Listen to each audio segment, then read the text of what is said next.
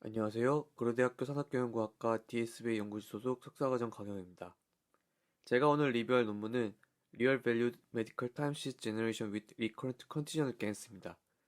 아카이브 프리프린트 상태로 2017년에 공개되었는데 유명 저널이나 컨퍼런스에 공개된 논문이 아님에도 해당 내용 때문인지 현재 455회 인용된 논문입니다.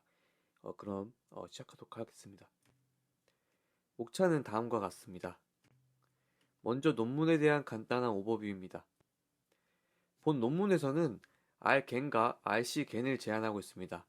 어드버서리얼 트레이닝을 통해서 실제 시퀀스와 유사한 시퀀스를 생성하도록 하였으며 겐을 평가하기 위한 새로운 평가 방식들을 제안하였고 합성 의료 시계열 데이터를 생성하고 개인정보 유출을 막기 위해서 디퍼런셜 프라이빗 겐을 통한 실질적 프라이버시를 분석하였습니다.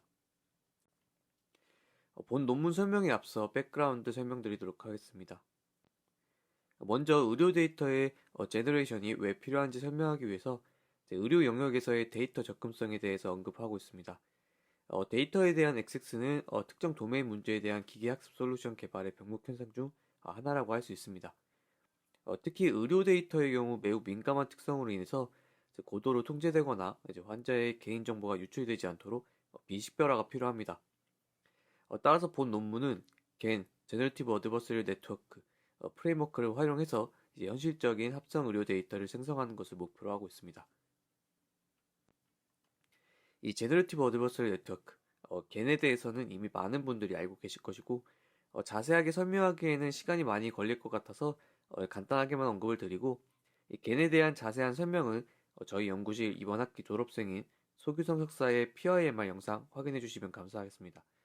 우측 해당 영상 카드 남겨두겠습니다.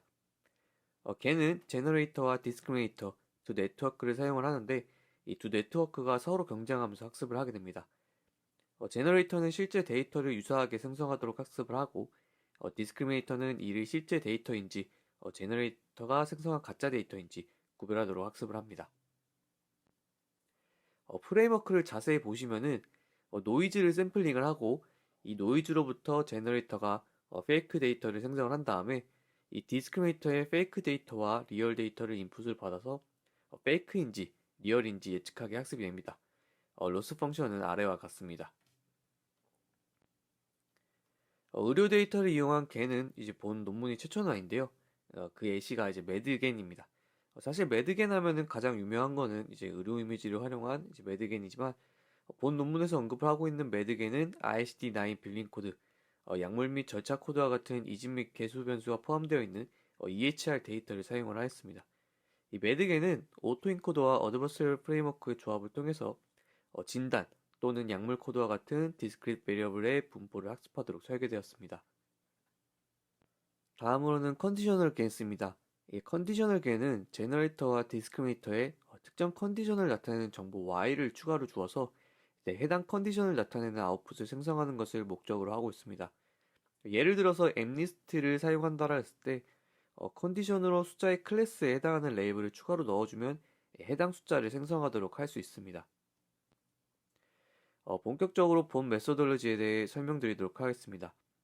이 R겐과 RC겐은 겐 구조에 RNN을 사용한 것 외에는 특별한 점이 없어서 빠르게 설명을 하고 더 중요한 겐의 평가 방식과 프라이버시에 대해 더 자세하게 다루도록 하겠습니다. R겐은 일련의 시퀀스를 생성하기 위해서 RNN을 사용하기 때문에 R겐이라는 이름이 붙었습니다. 밑에 그림에서 보시는 바와 같이 RNN 중 LSTM을 사용을 하고 있습니다. RC겐은 앞서 컨디셔널 겐에서 설명드린 바와 같이 컨디션이라는 조건을 추가로 하는 모델입니다. R겐의 제너레이터는 다음과 같이 LSTM, 각 스텝마다 레이턴트 스페이스로부터 레이턴트 벡터, 노이즈 벡터를 샘플링을 하고 이를 인풋으로 하여 일련의 시퀀스를 생성을 합니다. 디스크리미네이터는 리얼 또는 생성된 시퀀스를 입력으로 받아서 각 스텝마다 진짜인지 페이크인지 판별하고 가장 많은 보트를 받은 결과대로 해당 시퀀스가 리얼 데이터인지 생성된 데이터인지 판별합니다. 제너레이터와 디스크리미네이터의 로스 펑션은 아래 표기된 것과 같습니다. 디스크리미네이터 로스부터 보시면은 타임 스텝당 예측과 이 시퀀스 레이블 간의 평균 네거티브 크로스 엔트로피를 최소화하도록 학습을 하며 제너레이터 같은 경우는 생성된 시퀀스에 대한 디스크리미네이터의 예측과 1. 참 레이블 사이의 네거티브 크로스 인터페를 최소화하도록 학습됩니다. 다음은 RC겐입니다. 이 컨디셔널 겐처럼 일반 R겐 내 컨디셔널 인풋이 각 스텝마다 추가됩니다. 그 외에는 R겐과 동일합니다. 겐을 통해 데이터를 생성하도록 학습하였다면 이 겐의 성능을 평가해야 하는데 이 겐의 성능을 평가하는 것은 이제 굉장히 어려운 태스크입니다. 이미지 도메인에서는 이제 인셉션 스코어나 메커니컬 터크로 해결할 수 있다지만 시퀀스 데이터, 이 시계열 데이터에서는 이 생성된 데이터를 시각적으로 평가하는 것은 거의 불가능합니다. 따라서 본 논문에서는 이 데이터의 품질을 평가할 수 있는 정량화 방법들을 몇 가지 제안하였습니다. 첫 번째 방법으로는 맥시멈 민 디스크리펀시, MMD로 불리는 방법입니다. 괜히 실제 데이터의 분포를 암시적으로 학습을 했다라고 하면은 괜히 성공한 것을 간주를 하게 됩니다. 생성된 샘플들로 이제 이를 평가를 하게 되는데 MMD는 이제 두 개의 샘플 세트가 동일한 분포에서 생성되었는지를 확인하게 됩니다. 여기서 보시게 되면은 겐에서 생성된 데이터의 분포랑 실제 데이터의 분포가 같은 분포를 띄고 있는지 확인하는 방법이라고 보시면 됩니다. 원래는 이제 두 샘플 간의 내적을 통해서 이제 두 분포 사이의 차이를 측정을 하게 되는데 저자들은 이 내적을 단순화하면서 비슷한 효과를 내기 위해서 RBF 커널을 사용했다고 합니다. 이 커널을 사용해서 어떠한 스페이스로 투영을 하게 되고 이 두 지점 간의 맥시멈 민 디스크펀시를 구한다라고 생각하시면 될 것 같습니다. 이렇게 해서 생성된 샘플과 실제 샘플들 간의 분포를 비교를 해서 분포가 유사한지 확인하는 방법입니다. 두 번째 방법으로는 트레인 온 스태티스틱 테스트 온 리얼이라는 TSTR이라는 방법입니다. 이 방법은 겐에이에 생성된 페이크 데이터를 사용을 해서 분류 모델을 훈련을 시킨 다음에 실제 예제 세트로 분류 성능을 테스트하는 방법입니다. 반대로 실제 데이터로 이제 클래시파이어를 학습을 하고 페이크 데이터로 테스트하는 반대의 방법인 TRTS 방법도 있지만 이 경우에는 겐 모델이 모두 콜랩스 문제가 발생을 해도 페이크 데이터로 테스트한 성능이 저하되지 않기 때문에 TSTR이 더 적절한 방법이라고 저자는 언급을 하고 있습니다. 이제 모드 콜랩스가 뭔지 설명하면은 너무 시간이 오래 걸릴 것 같아서 생략을 하고 간단하게만 말씀을 드리자면은 이 겐 모델이 생성하기 쉬운 예제만 줄곧 생성하게 학습하는 형상을 이제 모드 콜랩스라고 합니다. 다음으로는 러닝 투 제너레이트 시퀀스입니다. 먼저 시퀀스를 잘 생성하는지 파악하기 위해서 이제 사인 웨이브와 소스 펑션으로 확인을 했습니다. 사인 웨이브는 우리가 잘 알고 있는 그 사인 파동을 가지고 실험을 하였고 스무스 펑션은 사인 웨이브는 너무 단순하니까 더 어렵게 하기 위해서 RBF 커널을 사용을 해서 만든 더 어려운 시퀀스라고 생각하시면 될 것 같습니다. 예시로는 오른쪽 그림과 같습니다. 스무스 펑션으로 생성된 시퀀스를 가지고 실험을 하였을 때 각 네트워크의 로스랑 MMD, 로그라이크드 그래프입니다. 학습이 진행됨에 따라서 제너레이터 디스크리미네이터 로스가 어느 정도 안정화되는 것을 확인할 수가 있었고 MMD, 즉 생성 데이터의 분포랑 실제 데이터의 분포의 차이가 굉장히 작아지는 것을 확인할 수 있었으며 로그라이크우드는 0에 가까이 수렴하는 것을 확인할 수가 있습니다. 다음으로는 엠리스트로 실험한 결과입니다. 엠리스트 자체가 이제 시퀀스 데이터가 아니기 때문에 이를 수정을 해서 28차원의 28 타임 스태프를 가지는 시퀀스를 변환해서 실험을 진행을 하였고 먼저 엠리스트를 생성하도록 R겐을 학습을 한 다음에 이를 14 x 14 픽셀로 다운 샘플링을 한 다음에 해당 숫자 0, 1, 2 3개를 예측하도록 클래시파이어를 학습을 하게 됩니다. 또한 RC겐을 학습을 하고 여기서 컨디션은 숫자 레이블을 주게 됩니다. 그렇게 TSTR과 TRTS 두 가지를 평가하였습니다. 결과는 오른쪽 표와 같습니다. 실제 데이터만을 학습하였을 때는 0.991, TSTR, 즉 이제 학습 데이터로 이제 분류기를 학습을 하고 실제 데이터로 테스트에는 0.975, TRTS, 실제 데이터로 분류기를 학습을 하고 합성 데이터로 테스트 시에는 0.988 어큐시를 보였습니다. 이를 통해서 생성 데이터가 실제 데이터랑 어느 정도 유사함을 확인할 수가 있습니다. 다음은 의료 데이터인 ICU 데이터입니다. 이 ICU 데이터에 대해서 좀 설명을 드리자면은 이 ICU 데이터는 필립스에서 제공하는 중환자 원격 의료 프로그램에 의해서 수집된 데이터입니다. 미국 전역의 208개의 진료실에서 약 20만 명의 환자 데이터를 포함을 하고 있으며 약 2억 개의 데이터가 33개의 테이블로 구성이 되어 있습니다. 변수는 이제 맥박 상소 농도계, 심박수, 호흡수, 평균 동맥악, 네 변수를 가지고 있고 데이터는 이제 5분마다 측정되었지만 시퀀스의 길이를 줄이기 위해서 15분마다 하나의 값으로 다운 샘플링 했다라고 합니다. 그리고 체류 중 이제 초반 4시간에 초점을 맞추었으며 결과적으로 각 변수에 대해 16개의 측정값을 사용하였다라고 합니다. ICU 데이터에 대한 결과입니다. TSTR 방법을 사용해서 성능을 평가를 하였습니다. CGL 데이터를 사용해서 결과적으로 예측해야 하는 것은 이제 환자가 중증 상태가 될 것인지 아닌지 여부를 예측을 하게 됩니다. 네 가지 변수를 기반으로 인계값을 정의를 하고 해당 변수가 환자가 입원한 4, 5시간 사이에 인계값을 넘을지 아닐지 여부에 대한 이진 레이블을 예측을 하게 됩니다. 성능은 AURC랑 AUPRC로 나타내었습니다. 변수 하나를 가지고 설명을 드리자면은 이제 sp02라는 변수에 대해서 95보다 작은지를 이제 인기값으로 잡았을 때 AUROC 같은 경우는 실제 데이터로 클래시파이어를 학습할 때 0.9587 정도의 결과를 보였지만은 이제 TSTR 그 생성된 데이터를 가지고 클래시파이어를 학습한 다음에 리얼 데이터를 결과를 확인했을 때는 0.88이라는 결과를 보였습니다. 보시면은 AUROC 같은 경우는 보통 리얼일 땐 0.9599 정도 이 정도 나오지만 TSTR 같은 경우 0.88, 0.96, 0.95 한 이 정도 결과가 나오는 것을 확인할 수가 있는데 반면에 AUPRC 같은 경우는 리얼로 리얼 클래시파이어로 했을 때는 0.90, 0.98 이 정도 나왔지만 TSTR은 0.66으로 조금 낮게 나오는 것을 확인할 수가 있었습니다.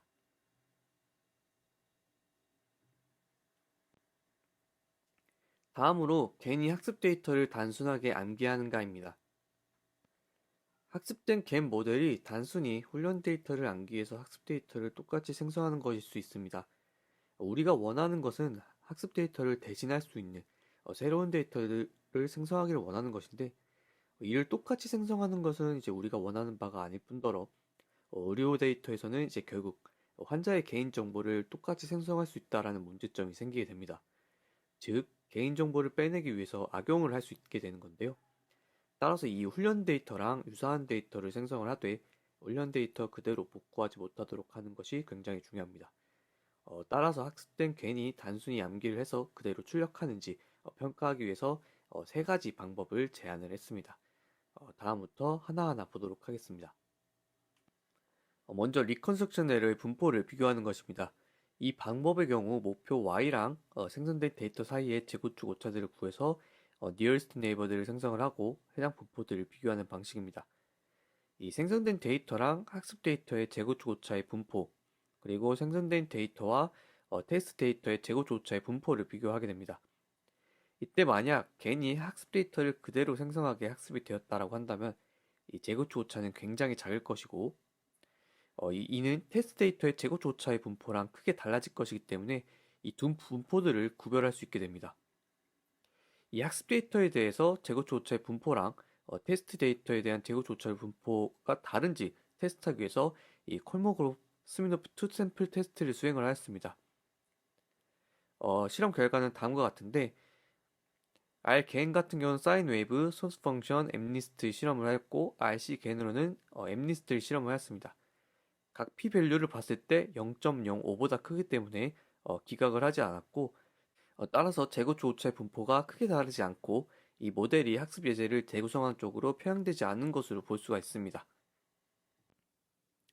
다음은 인터폴레이션 보관입니다. 먼저 한 쌍의 훈련 예제를 샘플링을 하고 이를 레이터스 스페이스에 역투영을 하게 됩니다. 그리고 나서 구한 두 레이터 벡터의 사이를 보관을 해서 새로운 샘플을 생성을 합니다.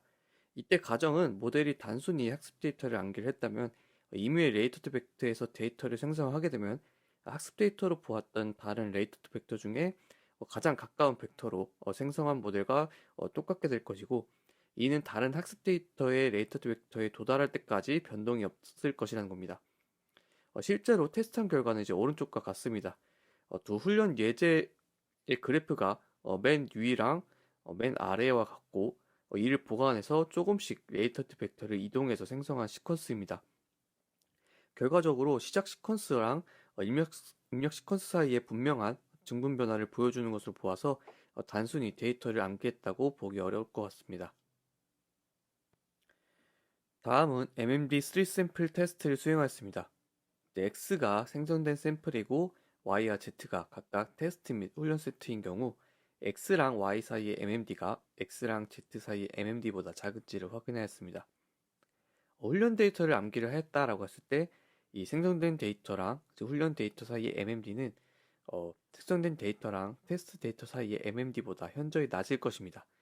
즉 기무가설로 모델이 훈련 데이터를 기억하지 못했다라는 가정이 기각될 수 있는지를 테스트하고자 했습니다.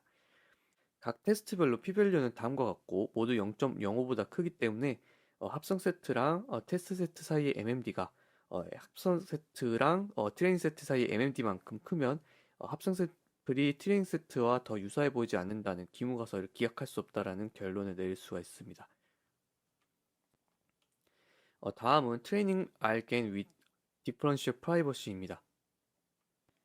해당 섹션에서는 개인정보 보호를 위해 differentially private training procedure를 사용했다고 합니다. differentially private training procedure는 기본 데이터셋에 작은 서브셋이 추가적으로 주어졌을 때 동일한 결과를 얻을 확률을 비교하는 것을 말을 합니다. 밑에 이그젠플로 설명을 드리도록 하겠습니다.